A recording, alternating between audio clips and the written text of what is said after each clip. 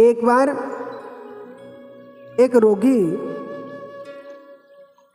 को डॉक्टर ने बताया कि आप थोड़ा हल्का भोजन किया करो, हल्का भोजन। हाँ, अब वो हल्का दवा पानी लिया, मन में विचार करने लगा और वहाँ से चल पड़ा। अब अपना दिमाग लगा रहा है, वहाँ नहीं लगाया। सोचने लगा सबसे हल्का क्या हो सकता है, सबसे हल्का। साइड में बैठ गया और मिट्टी उठाया, मिट्टी को जल में डाला तो मिट्टी जल में डूब गई।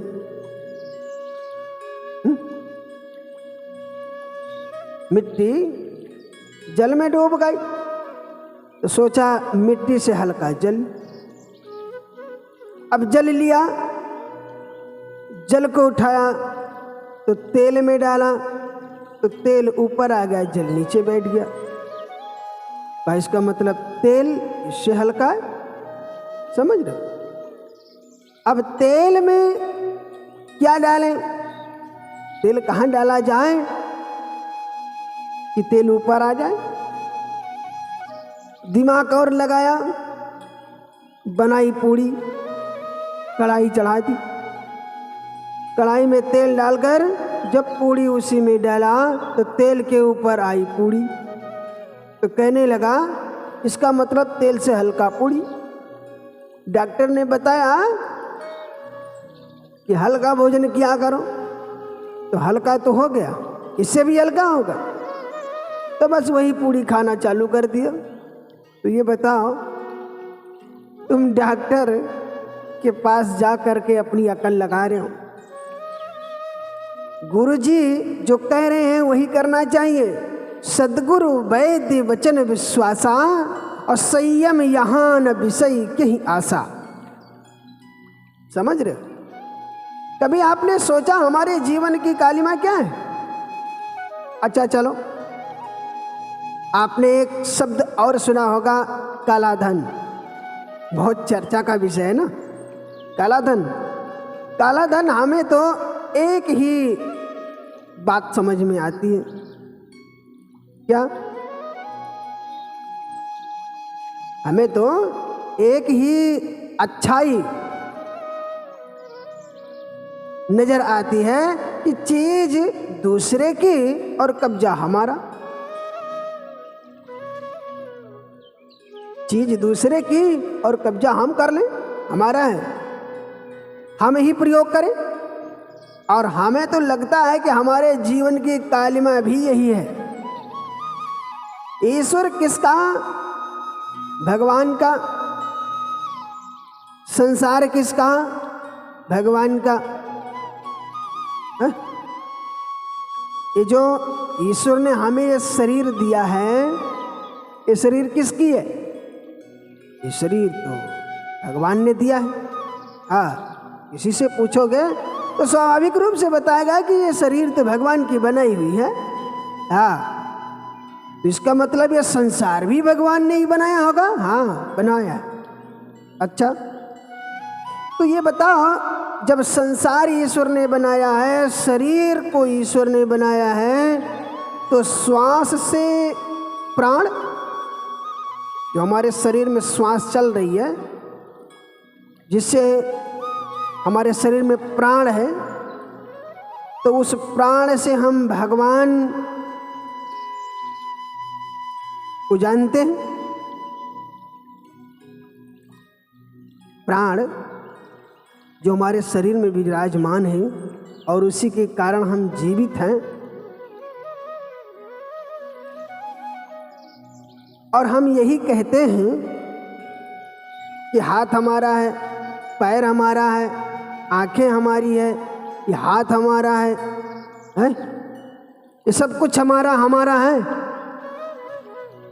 और आज वार कौन सा है? तो आज है रविवार। तुम्हें छुट्टी कब मिलती है? का रविवार को। तो ये बताओ,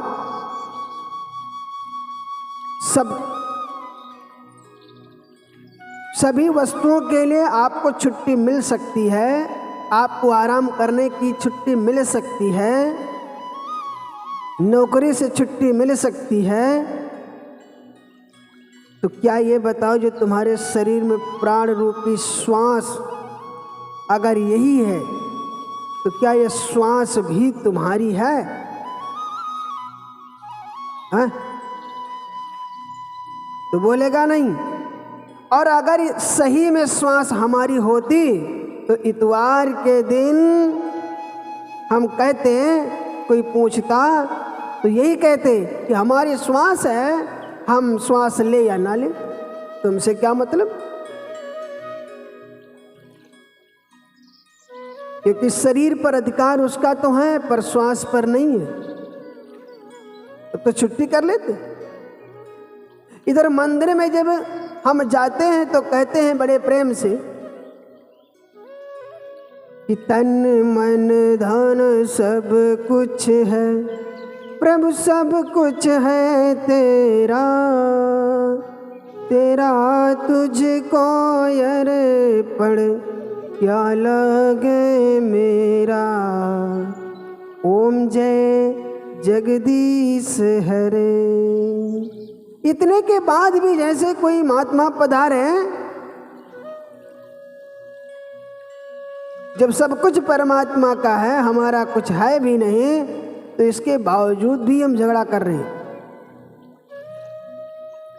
जैसे कोई महात्मा पधारे घर पर आपके, तो हम परिचय करते हैं ना उसका, तो कहते हैं कि महाराज जी ये आपका ही घर है, ये आपके ही बच्चे हैं, आपकी ही धर्म पत्नी है, पर इसके बाद भी हम जानते हैं कि महात्मा का नहीं है आप। और यदि इसका मतलब कोई भी महात्मा का वाक्य ये निकल जाए कि महाराज यदि हमारा है तो चलिए इस घर को खाली कर दीजिए, अगर कोई भी महात्मा कह दे निकलो बाहर,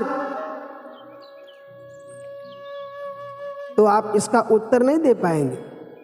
बस आप ही का है, आप ही का है, आप ही आप में, आप ही आप में, सब आपका है, तो आप निकलो। और कहीं यदि एक आध भी घटना घट जाए तो ऐसा तो लोग कहना भी बंद कर दे। समझ रहे हो? एक व्यक्ति मंदिर में इस पंक्ति पर बड़े जोर जोर और जोर देकर भी बोल रहा था कि तन मन धन सब कुछ है तेरा, और बाद में क्या कहता है, मेरा मुझको अर्पण क्या लागे तेरा। महात्मा सुनकर बड़े जोर से हंसने लगे, वो चिढ़ गया, सोचा चलो आप ही पूछते हैं बाद में आना। बोला आप बताओ कि आप हंस क्यों रहे थे? महात्मा बोले हम जो कर रहे थे सो कर रहे थे, आप हंस क्यों रहे थे? वो बोला मैं आपको देखकर हंस रहा था और पूजा भी कर रहा था। महात्मा बोले इसी से हम हंस रहे थे, और बाद में आपसे पूछ भी रहे हैं।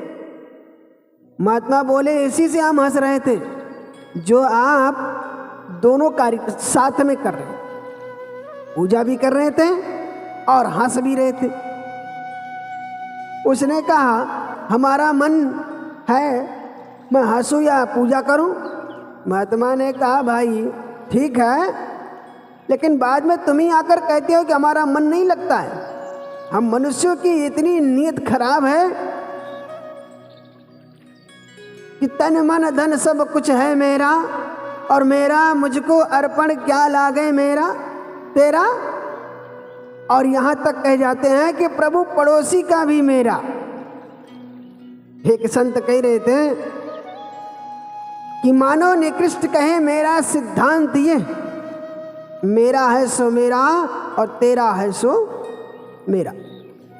निकृष्ट मानो कि ये सोच, मेरा सो मेरा तो है ही, पर तेरा भी है वो भी मेरा। मध्यम वर्ग का लोग कहते हैं, मध्यम मनुष्य की विनीत ये प्रवृत्ति देखे कि मेरा है सो मेरा और तेरा है सो तेरा। और उससे भी अधिक उत्तम मनुष्य के विचार अति उच्च देखे। मेरा है सो तेरा और तेरा है सो तेरा। जो तेरा तो है ही वो तेरा होगा ही, और भी हो जाए, और मेरा है सो वो भी तेरा ही। ये उत्तम मनुष्य की पहचान है। संत कहने लगे कि तीनों के बीच में बोल उठा ज्ञानी नर, झूठा झमेला है, न मेरा है न तेरा है किसका? न मेरा न तेरा।